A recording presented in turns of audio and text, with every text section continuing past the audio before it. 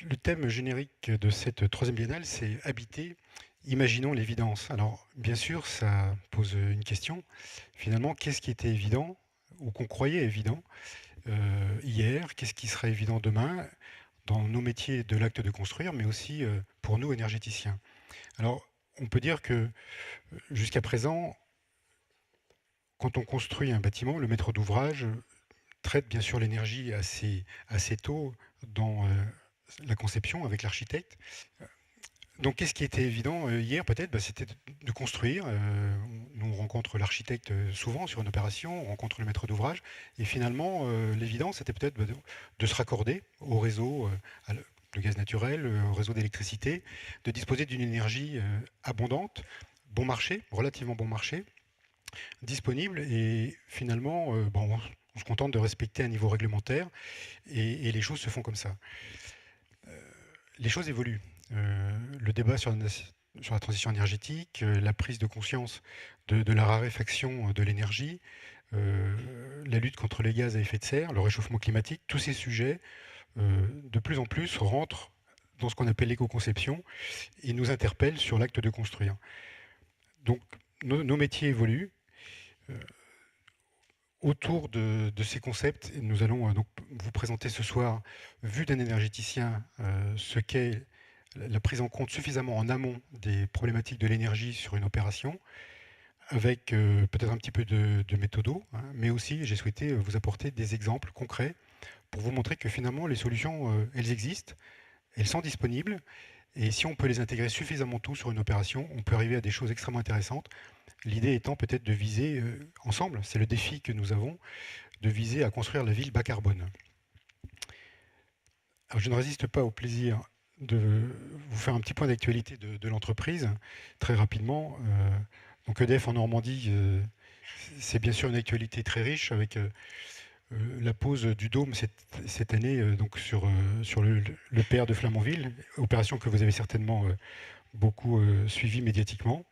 C'est aussi un engagement donc, à côté du nouveau nucléaire, un engagement fort sur un certain nombre de grands projets régionaux, notamment l'arrivée du champ éolien offshore à Courseulles-sur-Mer, puisque c'est le groupe EDF qui est lauréat donc, de cet appel à projet pour Courseulles. C'est un projet important pour la région, parce qu'il est porteur d'emplois, il est porteur aussi d'espérance de développement d'une filière industrielle autour des énergies renouvelables. On aura peut-être l'occasion d'y revenir. Sachez que la production donc, du parc de Courseulles, c'est l'équivalent de la consommation de 630 000 habitants, c'est l'équivalent à peu près de la consommation des habitants du Calvados. Donc c'est pas négligeable. EDF investit plus dans les énergies renouvelables que dans le nouveau nucléaire. C'est plus d'1 milliard d'euros l'année dernière qui ont été consentis sur ces grands sujets autour des énergies renouvelables. Nous sommes le premier producteur en Europe d'énergie renouvelable. N'oubliez pas, bien sûr, la production hydraulique que je ne cite pas ce soir, mais qui contribue à presque 8% de la production d'électricité en France. D'autres sujets nous intéressent, c'est tout ce qui concerne le développement, recherche et développement autour des énergies de la mer, avec des annonces faites par le président de la République très dernièrement à Cherbourg sur des fermes pilotes qui permettront de tester grandeur nature un certain nombre de grands prototypes industriels. Vous avez ici l'exemple d'une hydrolienne hein, sur laquelle actuellement nous faisons un certain nombre de tests. Donc l'hydrolienne, c'est l'énergie de la mer, je le rappelle, c'est l'énergie de la marée et comment transformer la force des courants en un courant électrique. Donc vous pouvez voir la taille des opérateurs. Hein, vous voyez qu'une hydrolienne comme ça, c'est une machine qui fait environ 16 mètres de diamètre, qui pèse environ 250 tonnes, mais qui est posée au fond de la mer sur un massif qui fait presque 700 tonnes de béton. Donc vous voyez, on arrive à des objets industriels qui sont extrêmement massifs. Nous sommes dans une industrie lourde et c'est ce que je voulais vous dire avec ces 3 à 4 photos. Nous sommes dans une industrie très capitalistique qui mobilise des financements importants avant même de pouvoir avoir le plaisir de vous facturer les consommations que vous consommez. Alors c'est vrai que EDF, on connaît surtout EDF par les factures qu'on reçoit, mais nous sommes des industriels avec un certain nombre de grandes missions de service public. On aura l'occasion peut-être d'y revenir, qui nous mobilisent. Alors sur la ville et le bâtiment, avant même de commencer sur ce sujet, je vais simplement peut-être vous proposer de redéfinir ensemble qu'est-ce que c'est qu'un kilowattheure. On parle beaucoup de l'énergie. L'énergie se mesure avec une unité, c'est le kilowattheure.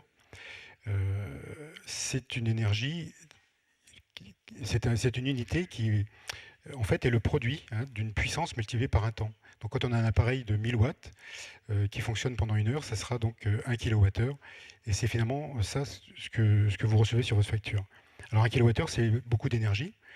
C'est l'énergie potentielle d'environ une masse de 3 tonnes, hein, qui tomberait d'une hauteur de 200 mètres. Oui, c'est une énergie considérable. C'est l'énergie qu'il faut aussi pour faire 1 km avec une voiture. Et avec 1 kWh, ben, c'est tous ces usages-là, c'est 3 heures de télévision, une journée de froid domestique. Voilà, donc je dis ça parce que finalement, les logements qu'on conçoit, les bâtiments qu'on réalise, derrière, on a des utilisateurs. Et qu'est-ce qu'ils voient finalement du résultat quotidiennement de nos choix énergétiques? Eh bien, ce sont les factures et l'énergie qu'ils consomment. L'énergie et l'électricité en particulier, hein, ne se stockent pas. Vous avez ici la courbe de charge en France d'hier soir à la même heure, à 19h15. Alors ça, c'est le site de RTE, hein, vous pouvez le consulter en direct. Vous avez en temps réel la consommation d'électricité en France. Vous avez sur la partie droite ici la prévision de production qu'il faut mettre en place sur le réseau. Donc 56 550 mégawatts, ça c'est la prévision. Donc on mobilise les moyens de production pour ce jour-là. La prévision du jour même, c'est à côté, 56 000. Et puis vous avez la courbe orange, donc 57 000 mégawatts à 19h15. C'est ce que représente la consommation française. L'électricité ne se stocke pas, ce qui suppose des investissements et une gestion en temps réel. Et là encore, les conceptions que nous ferons demain nous permettent, énergéticiens ont des conséquences importantes, c'est qu'elles permettent aussi de décréter les pointes. Donc si on avait des solutions énergétiques qui venaient encore augmenter les appels de consommation à un moment donné, on peut fragiliser le réseau. Le record de production qu'on a eu, c'était en février 2012, puisqu'on a dépassé les 100 000 mégawatts. C'est-à-dire que l'ensemble du parc de production d'EDF a été mobilisé. C'est à peu près notre capacité maximum de production. Donc tout ce qui demain dans les bâtiments nous permet d'écréter des pointes en différant des appels de puissance, tout ça, forcément, ça a un impact économique avec une échelle nationale. Alors la production qu'on vient de voir, elle s'éclate sur différents modes de production. Tout ça, vous l'avez sur le site de RTE, ça s'appelle ECO2 Mix. ECO2 Mix. Et vous avez en temps réel, et quand vous déplacez votre souris ici, pour une heure donnée, eh bien, vous avez la composition qui s'affiche ici sur ce camembert de l'ensemble des moyens de production en France. Alors, bien entendu, en France, on est extrêmement majoritaire avec l'énergie nucléaire, mais on s'aperçoit que toutes les énergies concourent à l'équilibre du réseau. Il n'y a pas une énergie qui domine à un moment donné, mais la solution pour assurer l'équilibre du réseau, l'électricité ne se stocke pas, je viens de le dire, il faut pouvoir mixter en permanence différentes sources énergétiques. Alors on s'aperçoit que l'hydraulique joue un rôle important, puisque je pense que la consommation d'hier soir à 19h15 c'est à peu près la même que ce soir, compte tenu des conditions climatiques et des températures assez douces. Donc vous voyez, presque 10 000 mégawatts d'hydraulique, c'est considérable. Et puis à côté de ça, ce que vous avez en bleu ici, ça c'est l'hydraulique. Et puis à côté de ça, il faut compléter avec des énergies thermiques qui permettent de passer les pointes, essentiellement le gaz et le charbon. Et là encore, les choix qu'on fera demain dans nos bâtiments, et ça c'est le rôle de l'éco-conception, c'est une vraie responsabilité pour l'architecte, c'est de pouvoir essayer de différer la mise en route de certains moyens de production qui peuvent avoir un impact en termes de dégagement de CO2.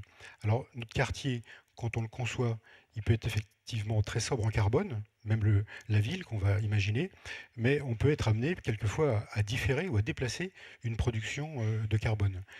Alors la France est un petit peu particulière puisque la production est très largement décarbonée grâce au nucléaire et à l'hydraulique à 95%, ce qui n'est pas le cas sur le reste de la planète. L'électricité sur la planète est produite aux 2 tiers avec des énergies fossiles, charbon tout d'abord, hein, pétrole, gaz naturel, avec un fort développement dans les pays à forte croissance économique comme la Chine. La Chine met en service chaque semaine l'équivalent d'une centrale électrique comme celle de Flamanville, hein, plus de 1300 mégawatts chaque semaine est mise en service. C'est une centrale au charbon. Donc vous voyez les enjeux qu'on peut avoir sur ces productions-là. La production d'électricité est la principale contributrice au gaz à effet de serre sur la planète. Alors venons-en à l'énergie dans la ville.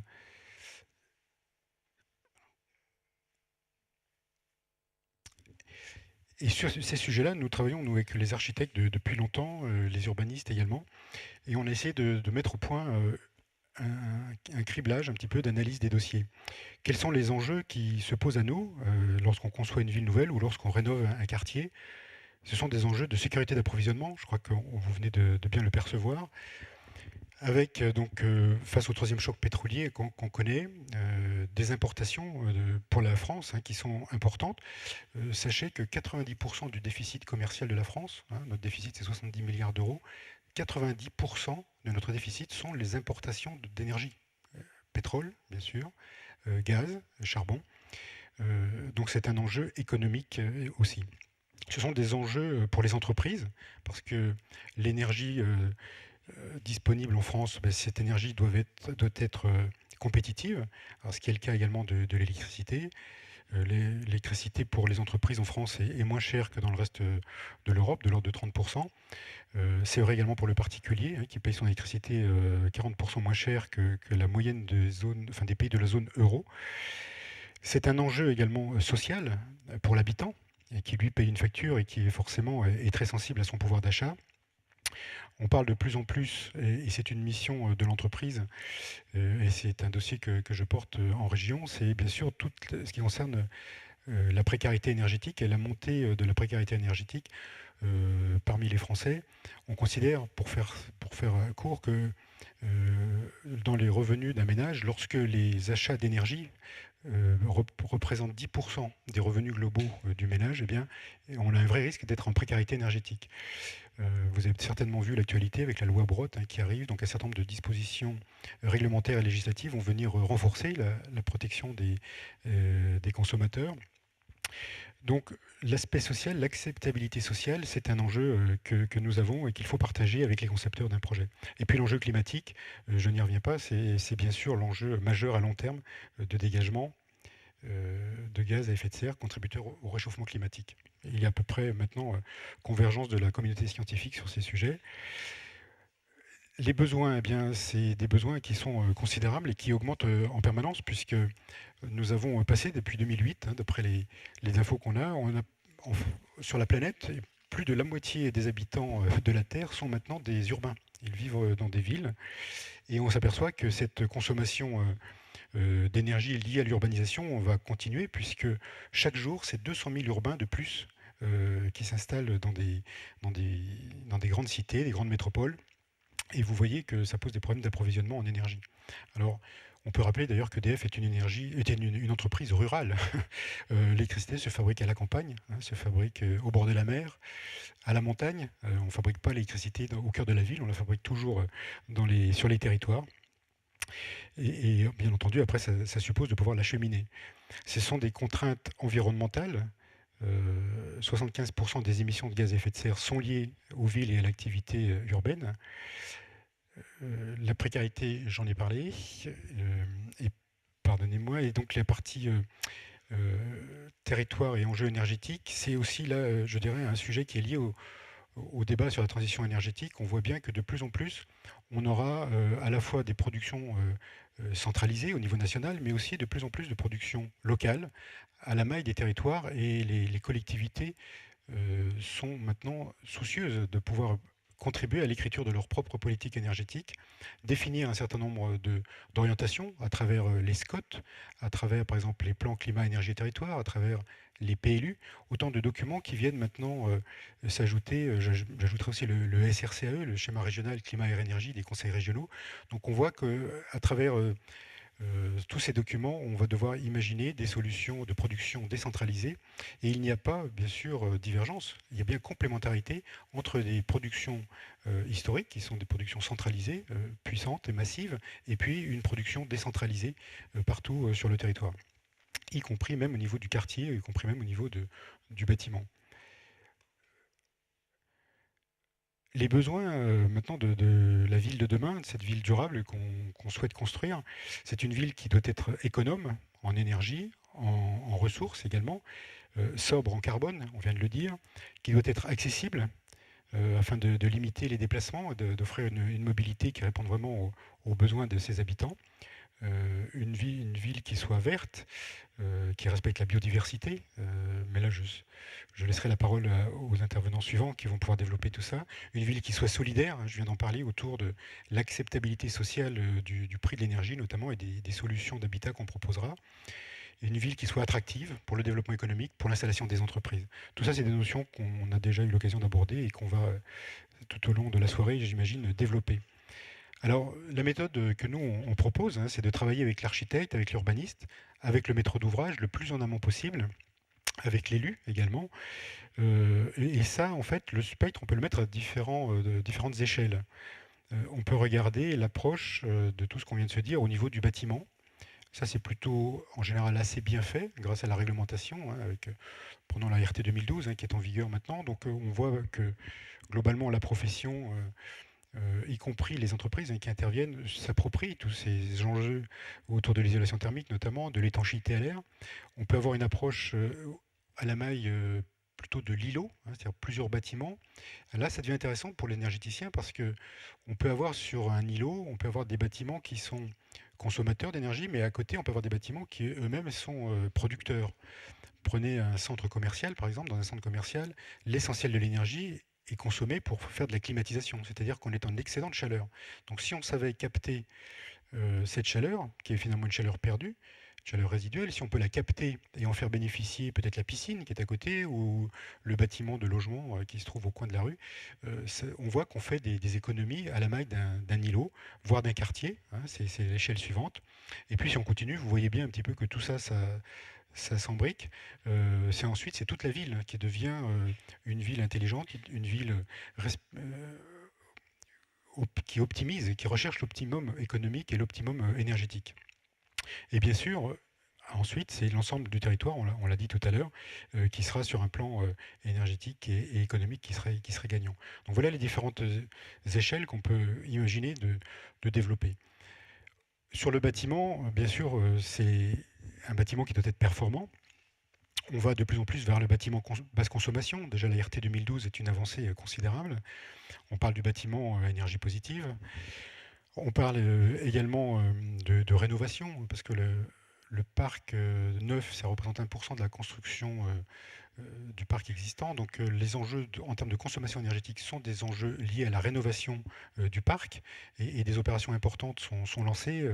Je citerai le programme Habiter mieux, piloté par l'ANA hein, notamment, qui vise à améliorer les bâtiments de logement existants. C'est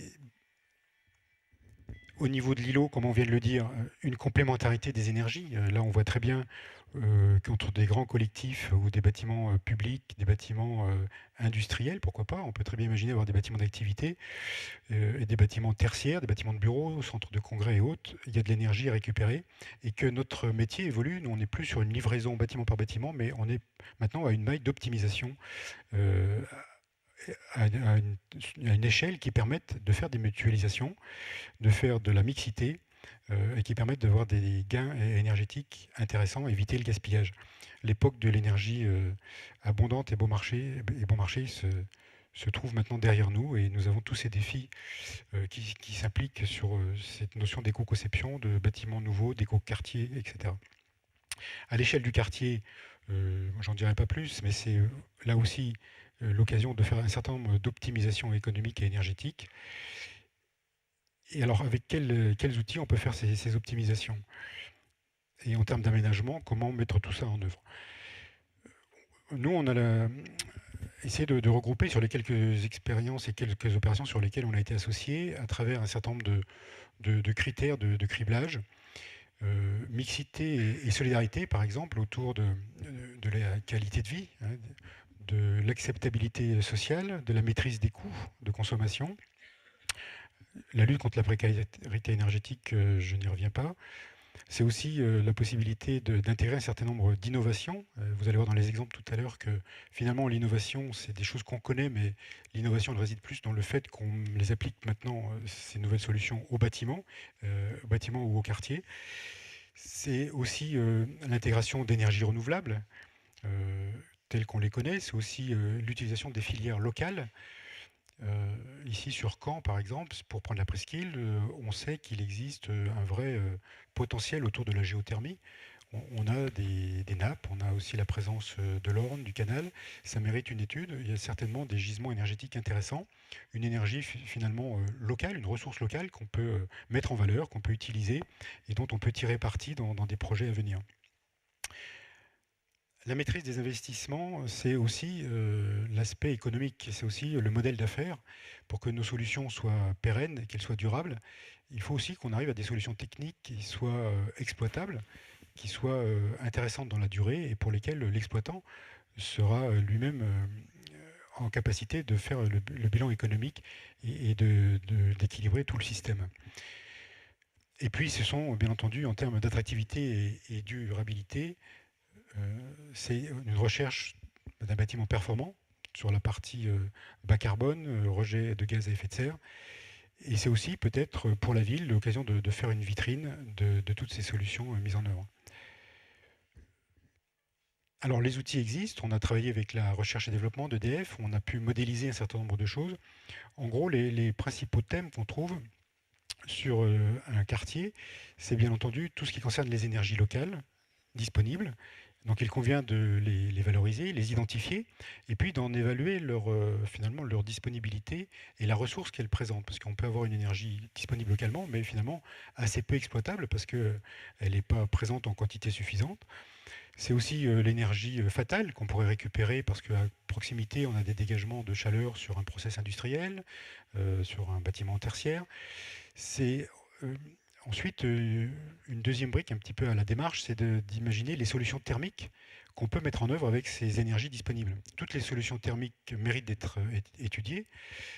Certaines, bien entendu, vont se démarquer très rapidement, mais ce qui est intéressant, c'est de ne pas avoir d'a priori et puis dès le départ, pouvoir les calibrer, les tester, les challenger entre elles et regarder en termes d'avantages et d'inconvénients les solutions pour ensuite pouvoir les cribler alors en termes environnementaux, en termes économiques et en termes énergétiques, bien sûr.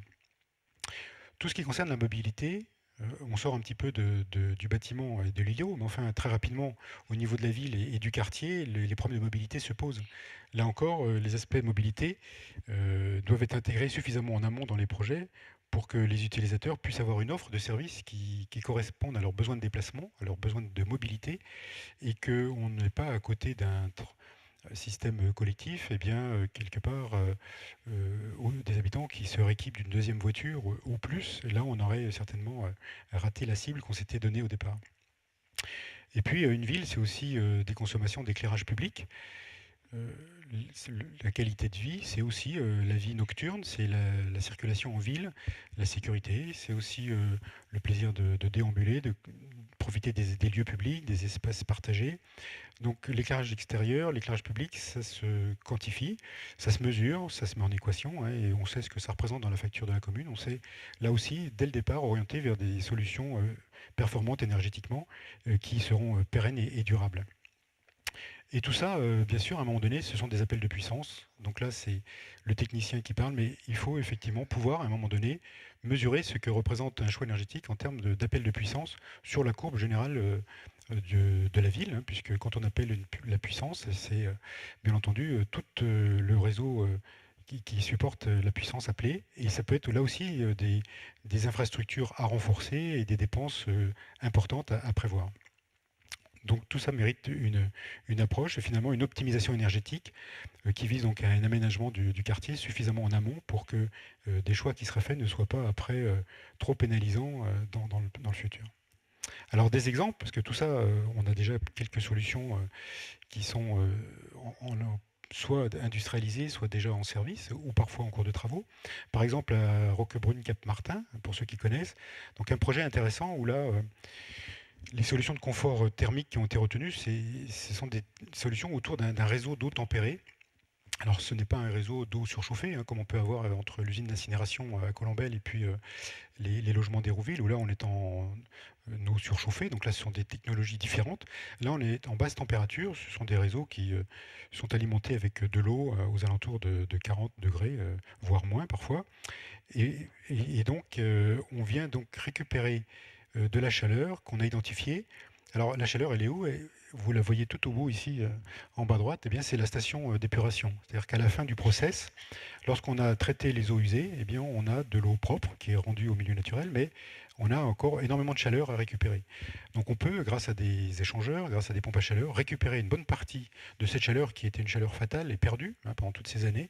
Eh bien, on va pouvoir maintenant la récupérer et revenir grâce au réseau que vous avez ici, alimenter tout un quartier en eau chaude sanitaire et en chauffage, de façon à pouvoir répondre à l'ensemble des besoins de toute cette zone. C'est 600 logements avec un aménageur, donc pour le coup Bouygues Immobilier, 20 000 m² d'opération. Les travaux sont quasiment maintenant terminés et c'est une opération intéressante puisque là on va faire des gains énergétiques et environnementaux intéressants. Alors le réseau que vous avez ici, finalement comment ça fonctionne?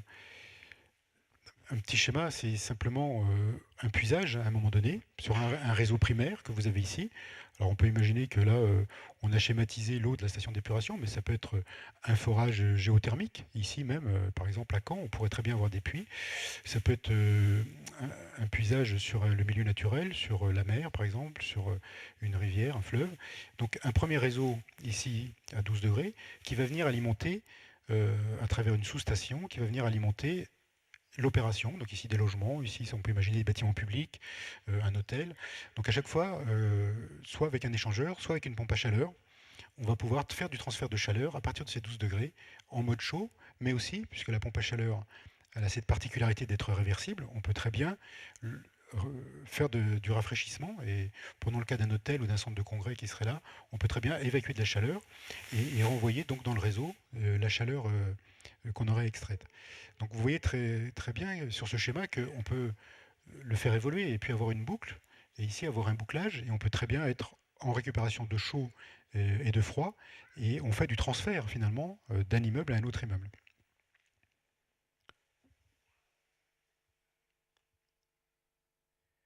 Un autre exemple, c'est un quartier donc, qui est en cours de réalisation là également. C'est la même approche, donc vous avez les phasages ici du projet. C'est un projet de 47 000 m² où là encore on sera sur une boucle d'eau avec cette fois un puisage sur des nappes, donc sur la nappe phréatique, avec des pompes à chaleur en sous-station, donc c'est le schéma qu'on vient de voir. Et vous avez ici donc un schéma qui permet, vous voyez, d'arriver finalement à une solution extrêmement intéressante puisqu'on a zéro émission locale de gaz à effet de serre et on est même plus performant. Donc le travail a été fait avec l'architecte, avec l'urbaniste. On est même plus performant que la RT 2012 puisqu'on a un gain en performance de moins 10%, c'est-à-dire qu'on est plus performant de 10% par rapport au niveau réglementaire. Donc ces solutions-là, elles sont d'ores et déjà à notre portée, elles sont disponibles et on peut les mettre en œuvre et ça fonctionne plutôt bien. La pompe à chaleur, sans être trop technique, bien sûr, c'est le principe, c'est qu'on vient puiser dans un milieu extérieur, dans une source froide, une rivière par exemple, la nappe phréatique, on vient puiser des quantités d'énergie et grâce à la machine, on peut les transférer sur un bâtiment ou sur un réseau et ce réseau alimente lui-même un certain nombre d'autres bâtiments. Et sur le réseau, là encore, on peut avoir d'autres pompes à chaleur, etc. Donc en fait, on vient comme ça récupérer de l'énergie. Finalement, qu'est-ce que ça consomme? Ben, ça consomme en électricité. La partie mécanique de tout ce travail, la partie mécanique, c'est le compresseur. Et quand on consomme 1 kWh électrique, eh bien, la pompe à chaleur restitue en général 3 kWh. Donc on voit très bien l'effet levier que ça représente. 1 kWh consommé restitue 3 kWh thermiques. Ça devient extrêmement intéressant sur un plan énergétique et en termes d'aménagement. Les aménagements, là, les réseaux, c'est de l'eau basse température, vous allez voir juste après, finalement c'est un investissement assez simple à faire en termes d'aménagement et d'urbanisme. Alors un exemple en Basse-Normandie, vous reconnaissez peut-être le port de Cherbourg. Donc ici c'est le port du commerce avec une opération faite par Presqu'île Habitat. C'est le quartier de la Divette où Presqu'île Habitat a souhaité remplacer la production de chauffage et d'eau chaude sanitaire qui était jusqu'à présent réalisée avec des chaudières au gaz naturel par des pompes à chaleur. Donc sur l'eau de mer, sur l'eau du bassin du commerce, une pompe à chaleur vient puiser. Alors vous avez ici le bassin du commerce. Déjà des échangeurs, en fait c'est pas vraiment l'eau de mer qui rentre dans la pompe à chaleur qui se trouve ici, mais il y a un premier échangeur et cet échangeur alimente la pompe à chaleur. On a conservé en appoint et en secours finalement les chaudières, mais la pompe à chaleur va couvrir 85% des besoins, 86% même des besoins à la fois de chauffage et de chaude sanitaire pour ces 1300 logements. Cette opération est d'ores et déjà réalisée, elle est en service. Là, on est sur de l'existant, c'est pas du neuf, c'est de l'existant, je le précise. Le local pompage, par exemple, pour voir sur cette opération, ça se présente comme ça. l'eau de mer qui arrive ici par ces grosses tubulures et qui passe sur un appareil qui pour nous énergéticiens est extrêmement intéressant, que vous avez tout au fond ici, qui est à peu près grand comme moi, c'est à peu près ma hauteur. Donc si on zoome ici, c'est cet appareil, c'est l'échangeur thermique. Donc l'échangeur thermique, dans les solutions d'écoquartier, c'est un appareil qu'on va voir de plus en plus installé euh, sur des solutions d'écoquartier en récupération ou en transfert de chaleur d'un îlot ou d'un bâtiment à un autre îlot ou un autre bâtiment. Alors un échangeur, c'est un empilement, vous voyez, de plaques, et entre ces plaques circulent deux fluides, un fluide froid et un fluide chaud, et c'est le fluide chaud qui cède sa chaleur au fluide froid. Donc ce sont ce qu'on appelle des échangeurs à contre-courant, hein, puisqu'entre chaque plaque, vous avez le fluide qui circule ici, et on récupère donc ici de l'eau réchauffée. Et tout ça, c'est des récupérations gratuites hein, de chaleur. Alors le réseau ici à Cherbourg qu'on a réalisé, c'est un réseau donc en polyéthylène, basse température, hein, qui nécessite assez peu d'emprise au sol, assez peu de travaux d'infrastructure. Et du local pompage que vous venez de voir, eh bien, on va jusqu'à la chaufferie, où se trouve installée la, la pompe à chaleur. En fait, il y a deux pompes à chaleur de 1 MW. 1 MW, c'est 1000 kW. Donc ici, on a donc 2000 kW thermiques qui vont pouvoir assurer 86% des besoins de cet îlot, hein, de 1300 logements, en chauffage et en eau chaude sanitaire, avec des gains environnementaux, puisque c'est l'équivalent de 1700 tonnes de gaz à effet de serre, enfin de CO2, hein, c'est la principale mesure des gaz à effet de serre, c'est le CO2, donc 1700 tonnes de CO2 qui sont économisées, c'est l'équivalent d'environ 900 voitures hein, qu'on aurait sorties du centre-ville de Cherbourg, 900 voitures circulant toute l'année dans Cherbourg. C'est aussi un gain financier qui va se répercuter directement sur les charges des locataires, puisque l'engagement, c'est de baisser le niveau de charge de chauffage de 25% pour les locataires de Presqu'île Habitat. Et puis à la sortie de la pompe à chaleur que vous retrouvez sur la droite de la photo, ici, des choses que vous connaissez, des pompes, et puis on repart par sous-station, on repart sur l'ensemble des 27 bâtiments qui composent le quartier. Donc finalement, des solutions techniques disponibles, euh, je dirais validées, testées et prouvées dans l'industrie depuis bien longtemps, et qui sont maintenant disponibles pour le résidentiel et le tertiaire. Simplement, pour terminer, faire un petit peu de publicité, Monsieur Hélène, vous êtes bien informé, c'est que EDF, depuis longtemps, donc, on est partenaire des architectes. On est notamment au niveau national un partenariat avec la Cité de l'Architecture à Paris. On est partenaire également de la Maison de l'Architecture ici à Caen. Et c'est l'occasion de mieux se connaître et de travailler ensemble sur un certain nombre de chantiers. Mais c'est aussi au niveau national le lancement en ce moment même, hein, puisqu'il a été lancé le 27 septembre, de la 6e édition du concours qui s'appelle le logement bas carbone. EDF, donc, chaque année, lance un concours qui s'adresse à des équipes pluridisciplinaires, alors composées d'un maître d'ouvrage, mais aussi bien sûr de l'architecte, de l'urbaniste, hein, quand il y en a un, et puis du bureau d'études, puisque dans tout concours, il faut justifier aussi des calculs, bien sûr, donc il nous faut un bureau d'études qui, lui, va calculer sur le projet à la fois les consommations du logement, mais aussi, et c'est là l'intérêt du concours, finalement, le rejet en termes de CO2. Dimension qu'on ne trouve assez peu finalement dans les projets en termes d'analyse. Eh bien, ce concours, donc c'est la 6e édition, il porte pour thème cette année transformer la ville. Donc vous voyez, on est vraiment tout à fait en phase avec la biennale. Il faut pouvoir déposer son dossier avant le 15 novembre, donc il n'est pas trop tard. Et pour information, l'année dernière, donc l'édition 2012, c'est Nantes Habitat avec un bâtiment BEPOS, un bâtiment positif, hein, qui a été lauréat à l'occasion des 100 ans de Nantes Habitat. C'est un bâtiment qui dégage moins de 3 kg de CO2 par mètre carré et par an. Donc voilà, on voit que déjà les architectes, les bureaux d'études maîtrisent un certain nombre de concepts qui nous permettent d'aller peut-être demain vers la ville durable. Alors C'est un pour concours qui terminer, distingue des bâtiments. oui, C'est un concours qui distingue des c'est bâtiments. un concours qui distingue des bâtiments, des solutions techniques, et bien sûr à travers une équipe lauréate. Donc, par exemple, pour vous citer Nantes Habitat, vous voyez 3,5, 3,3, 3,5 kg de CO2 par mètre carré et par an, ce qui est un vrai record hein, dans l'état actuel de la construction. Donc là encore, l'innovation est au rendez-vous et nous avons de vastes champs à défricher tous ensemble dans la qualité de la construction. Et finalement, j'arrêterai là, Monsieur Laine, mais c'est peut-être habiter, imaginons l'évidence, c'est peut-être que pour conclure, moi je dirais que l'évidence, demain, quand on sera amené à regarder les projets qui vont être construits à Caen, l'évidence c'est de se dire, mais finalement, on a tous contribué collectivement à faire un pas, on a peut-être contribué tous ensemble à faire un pas vers cette ville bas carbone, ville de post-Kyoto, hein, finalement, que nous avons tous les uns et les autres quelque part comme cible et comme, comme point de mire à l'horizon.